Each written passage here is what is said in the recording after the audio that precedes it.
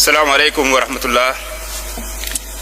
Madame la Présidente, chers collègues, permettez-moi d'emblée de vous transmettre les salutations fraternelles de son Excellence M. Bassirou Diomaye Diakhar Faye, Président de la République du Sénégal, ainsi que celle du vaillant et digne peuple sénégalais.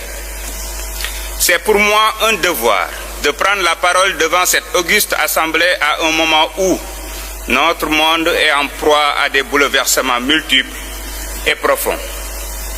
Sécurité fragilisée, inégalité croissante, dette écrasante pour les pays du Sud, changement climatique, insécurité alimentaire, tensions géopolitiques.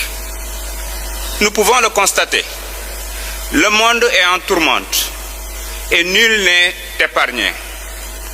Face à ces crises croisées, nous devons être des leviers de transformation, des vigies démocratiques et des acteurs de la solution.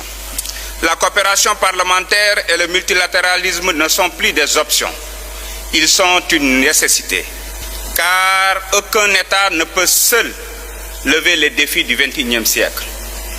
À l'heure où l'unilatéralisme et le populisme ressurgissent, nous devons réaffirmer notre foi en un multilatéralisme plus fort, plus inclusif et plus représentatif. Le Sénégal, fidèle à son héritage de paix, de démocratie, de dialogue et d'ouverture au monde, y croit profondément et est prêt à partager son expérience. Comme le dit un proverbe sénégalais, Nit nitay garabam, l'homme est le remède de l'homme. Ce proverbe nous rappelle que la solution viendra de notre capacité à coopérer, à nous comprendre et à bâtir ensemble. Concrètement, nous identifions 3 priorités d'action partagées.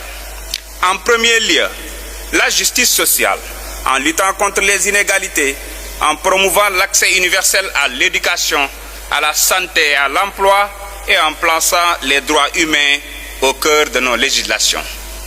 En deuxième lieu, la prospérité partagée, en favorisant des partenariats équitables, en réformant les règles du commerce international, en accompagnant les transitions numériques avec justice, mais surtout les transitions écologiques avec exigence, notamment face à la responsabilité historique des grands pollueurs.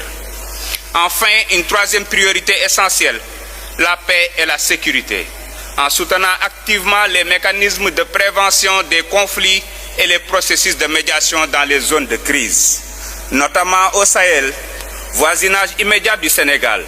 Aujourd'hui, à la croisée des chemins marqués par le terrorisme, les trafics en tout genre, la rupture du contrat social et la tentative de déstabilisation des États.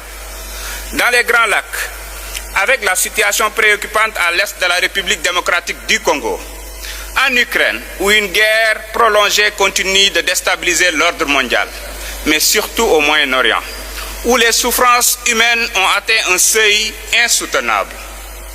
Je voudrais m'arrêter particulièrement sur le génocide en Palestine. Chers collègues, Gaza souffre, Gaza pleure, Gaza meurt. Le droit international y est bafoué, la diplomatie paralysée. La famine se généralise. Le Sénégal, en sa qualité de président du comité de l'exercice des droits inaliénables du peuple palestinien, réaffirme son soutien indéfectible à une solution juste et durable, fondée sur la coexistence pacifique entre deux peuples. Mesdames et messieurs, le monde vacille, mais il n'est pas condamné. Nous avons la responsabilité et l'opportunité de redonner espoir à nos peuples. La diplomatie parlementaire doit jouer un rôle central en renforçant les missions interparlementaires dans les zones de crise. Il ne suffit pas de déplorer, il faut décider. Il ne suffit pas de condamner, il faut agir. Ensemble, faisons taire les armes, ensemble, faisons triompher la paix. Jërë ngeen jëf.